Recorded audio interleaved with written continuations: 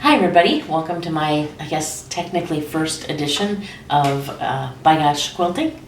And I'm Jamie, and the first thing I thought I would do is show my oldest sewing machine, which I had talked about in my intro video that I did. And this is a machine I had always known my grandma had had it. My grandma was actually born in 1898, and I always thought it was hers, that they bought it from a store, catalog, whatever they did, and have now recently found out that might not be 100% accurate, just based on what I've learned about the sewing machine. The sewing machine was my grandma's when she passed away. My mom had it, and my grandma definitely sewed on it. My mom did sew on it as well. And then when my grandma passed and my mom got the machine, she used it once or twice, but then never used it again. So it was used as a flower stand, which was unfortunate because sometimes you overspill, and unfortunately that led to some warping on my little table piece here. But other than that, it fared pretty well. My mom had the machine and kept it, and she passed away a number of years ago, and it became mine. I didn't have anywhere I necessarily knew I wanted to put it in my house, and even though I'm in my house now, and so my sister actually kept it for me for quite a while. It was in her basement, luckily remaining pretty much untouched. And so I finally learned how to sew. That's a whole kind of another video I'll do, or started to sew. And so I decided it was time to get the machine. And I would have bet any money on earth that it was a Singer. I mean, you could have bet me $1 million whether or not it was a Singer's, and I would have taken the bet it was a Singer. Yeah, it's not a Singer. And so here I'm all excited to get it. I can't wait to get it home. Can't wait to see what kind of shape it's in, because it has been in a basement, but there's humidifiers in their basement. And just see if it'll run and everything else. And I can't wait to find out what year it is. And I figure it's got to be pretty old. My grandma was 17 when she got married she got married just before her 18th birthday in 1916. And so I figured it must be a pretty old machine. So, two of my sons went and got it for me, brought it over, and it's a treadle table, so this actually goes down. I'm not going to do that at this part, but no, it's something called a Windsor B, and I had no idea. What's a Windsor B? So I go to my usual place of learning, YouTube. Why not? Must be a bunch of Windsor B's out there, right? No, there's not a lot of Windsor B's out there. So I was at a loss how to find out pretty much anything on the machine. I did start doing a little bit of research, and you can go to, there's a website, it's for like an international sewing type thing, and there are very few articles about Windsor B machines out there. What I did find is that the Windsor B machines were made by the national company for Montgomery Ward. They were a Montgomery Ward catalog item. There's a lowest brand, and I forgot the name of it. Then the next higher one was the Damascus, and then I believe Windsor B was next up in line for how they were. You could get the tables, I believe they came in oak or pine, and they were made from 1903 to after 1939, but I know that in 1939 already they had power motors to go with them. Originally there were ones that were set to the side, and then they actually were plug-in power machines. So I'm guessing this machine is somewhere between 1903 and 1938, because it's not electric. They didn't have anything like that, and I'm assuming that by the time they got to a home that had electricity, that they would have gotten the motor, possibly. I could be wrong. I do know that my mom lived in a house without electricity or a bathroom up until 1943, I believe it was. When she was about 5 years old, they moved to the big city, which was a city of 3,000 people, from their country farm. And the sewing machine was with them then. Based on the dates of it, I'm almost wondering if it was my great-grandma's sewing machine, just because my grandma, like I said, got married at age 17. Her husband was 27. And shortly thereafter, I mean, you're going into the Depression, things like that. So it just seemed very odd that they would have spent the money to buy a sewing machine, because I know for a while, for everybody, money was precious. My mom's brother went to work at 9 years old, working 10 hours a day during the Depression. An older sister went. So it just seemed very unlikely that they would have spent money on a sewing machine. It's much more likely now that I think about it that maybe my great-grandma got the machine and then brought it to the home. So I don't know how old it is. I have been able to locate the like serial number. If you look at the machine, if you have one like this, you can slide open where the bobbin case goes and look, and there is a serial number here. Mine's 410097, but I have not been able to locate anywhere that can tell me anything about the serial number. I'm gonna just slide that back in here for right now. So yeah, I don't know nearly as much. I got a lot of oil on the machine here. I don't know nearly as much about this as I would like to know.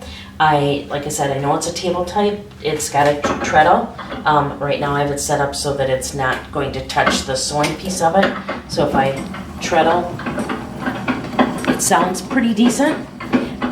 This was a pretty neat thing. Two of my sons brought it over, and then my really mechanically inclined son, I told him it was going to be here, and I thought he was going to come later that night to look at it. Instead, he rushed right over because he was so excited. So the machine itself had not been used in any real capacity since probably 1955, and now it's 2022, so it had not been used in any real capacity for quite some time. Right now my photographer here is showing you some of the table. You could see the warping, but otherwise, when we opened it up, it kind of looked like this. I did some cleaning, but so it came in, the thread that was in it was probably from 1955. That's not this one. And I knew nothing about how it would really work. My son didn't know anything about it.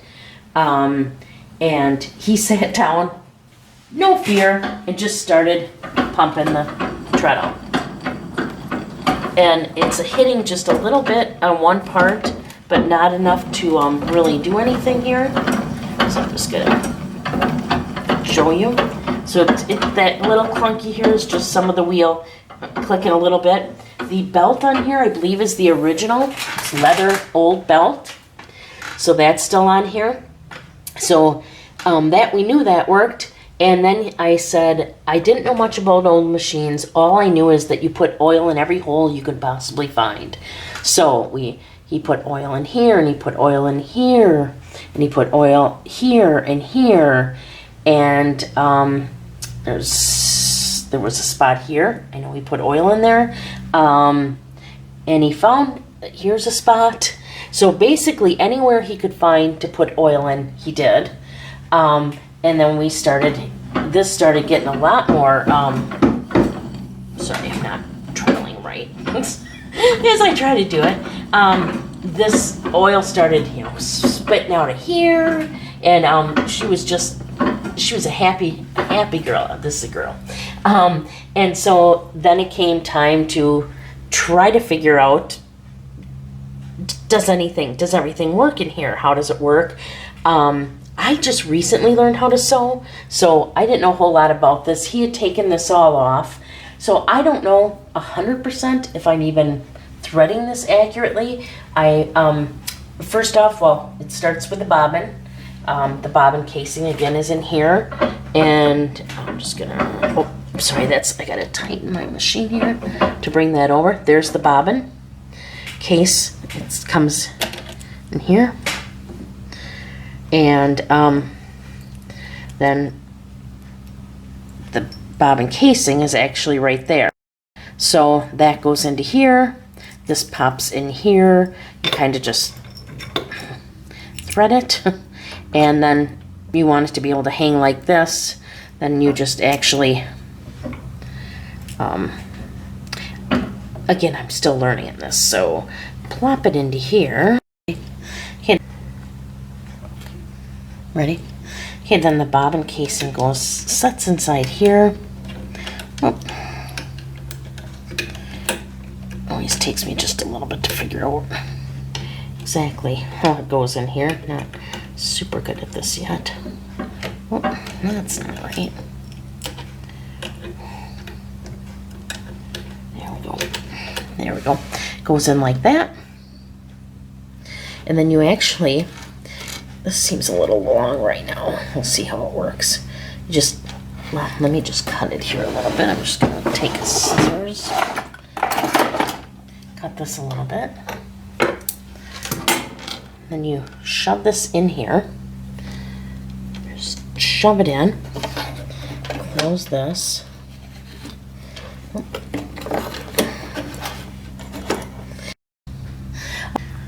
Ready? Okay, so then once the bobbin's in, this is really cool. I thought this was going to be really hard to thread because on my Singer machine, my newer one we'll see one day, it's a lot harder for me to get the bobbin up. But to get the thread from the bobbin. This, all you do is pull the wheel towards you, pull up, and there's the thread. It's already here. You just take your little scissors or something with you, and then, wait, oh, let me just pull the, sorry about that. Let me bring it up here a little bit more. Oop, I missed it now. Pull it towards you, go up and then down. And then you take your scissors and pull, and I keep not pulling the right thing. Oh, darn it. It's right there. I want it pulled. Okay, there it has it. And then you take your scissors and pull it through and grab it, and you have your down bobbin, thread from your bobbin and your top. And you just take this through, push it through there, and boom, you got your 2 strings, and you are ready to sew. When I got this, again, I don't even know if I for sure have this threaded accurately, but it works perfect when I get it treadling accurately. When I got the machine, this was messed up and pretty, not some rust on it, not a ton. But I used some steel wool. Don't know if you're supposed to or not, but it worked out perfect to clean this all up. This was completely black, as was this. And my son thought it was supposed to be black. It's not. Again, I used steel wool. I don't know if you're supposed to or not, but it cleaned it off. And this is actually how you thread your bobbins. You get an empty bobbin like this. And you'll set it. You set it in here. You have to adjust the wheel to fit it in. But you fit it in, and then you bring your thread here, thread it down and in here, and you can wind your bobbin. This pushes up against this, and well, you disengage this, and then this is engaged, and it'll actually spin and fill this. And I can do a video on that for you eventually. I just kind of want to show you some of this quickly. So yeah, this is, I am so new that to sewing and stuff. A lot of this stuff I'm not sure what anything all is. That's the wheel. I know the tension disc is here. I'm not even 100% certain what this button over here does. I do know this threads the bobbin, but yeah, and I can definitely do a more in-depth video to show, and I will, how I thread it, how I thread the bobbin, filling the bobbin, everything like that, just because when I got started, I watched a ton of YouTube, and I still there were so many things I didn't know how to do, watching them over and over and over again. So I want to try to make it a video that if I had been watching it, I would have been able to figure it out. So that's what I want to do eventually here. Just kind of right now doing an overview on this thing, because there's just not a lot of Windsor B's out there. So yeah, I found out that the way to clean these is to use oil. So the same oil for the sewing machine I use to put in the machine to get it to work is the same oil I use on all the surfaces here to clean and shine them up a little bit. I know the gold does tarnish with age, so you can't really get that a whole lot cleaner, but I cleaned up everything I could with it. And then I did look in the contents of my drawers, which again had not been used since the 50s. In my main drawer here, there were all these boxes or little containers full of needles. It says 13, 14. Some don't have a size. I also had all the bobbins here. I've since taken the thread that was on them off. Not that one, but a lot of them, so that I can use them myself eventually. But this is what comes with that little drawer. This top drawer here came like this. This is actually a really old tape measure, and it does come with the machine. It was a tape measure that came with it. I think it's really cool. You just, I don't know if there was a different winder piece on here or not before, but you just use that to wind it up. And I know it came with the machine because I saw some ads for the machine, and they come with this. There are a number of things that came with this that I don't know what they do yet or for. And this was my, like I said, my grandma's. So we got this old tin from Packer's tar soap. I don't know how old it is.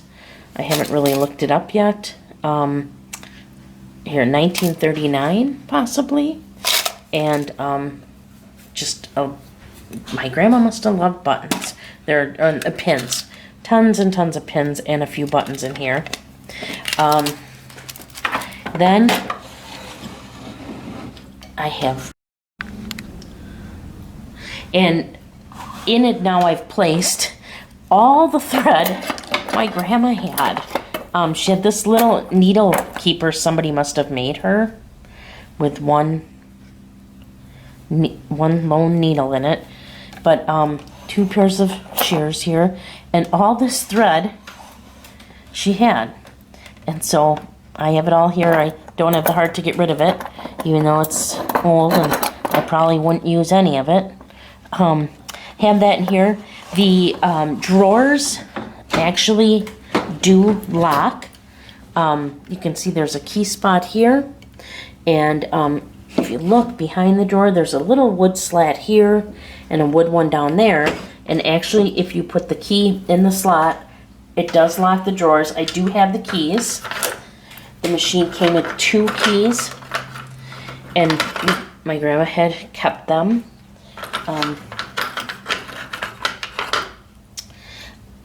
They look like this.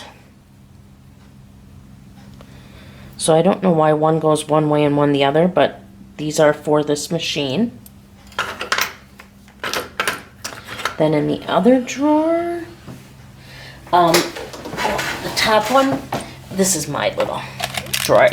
She had so many buttons in here that I just started putting them in here for me. There's that. These are again all old. She had some old things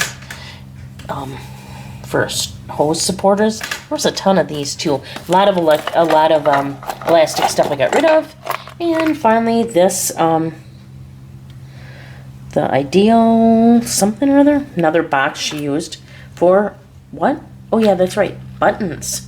A lot more buttons here. Some still on their original paper. So you have that, and then another really cool thing. There's a lot of tools in here. Lots and lots of tools. Not 100% sure what they're all for. But this is something I need to delve into and learn about. These are all the pieces that came with the machine. There are, obviously these slide into there. I don't know what they do. There's this. I'm not sure what this is. If it's a button holder or sewer or what it is. I have this. So if anybody in the comments can tell me what any of these things are, I'd be glad to know. All this here, it came, we still have a brand new bobbin case for it in case there's a problem with the other one. Yet even more pieces. This button here. This actually goes up here. I think I'm doing it wrong.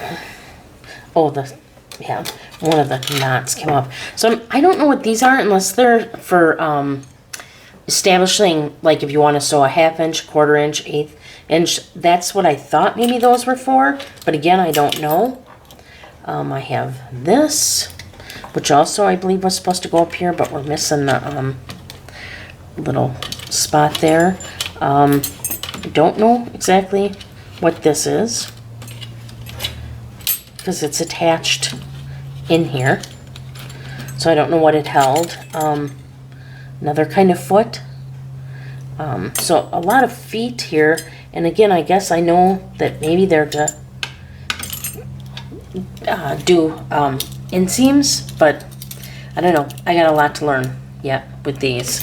So I was just so excited that they kept it so nice and kept absolutely everything it came with other than instructions with the case. I've been trying to look for instructions online. Of course, there are none.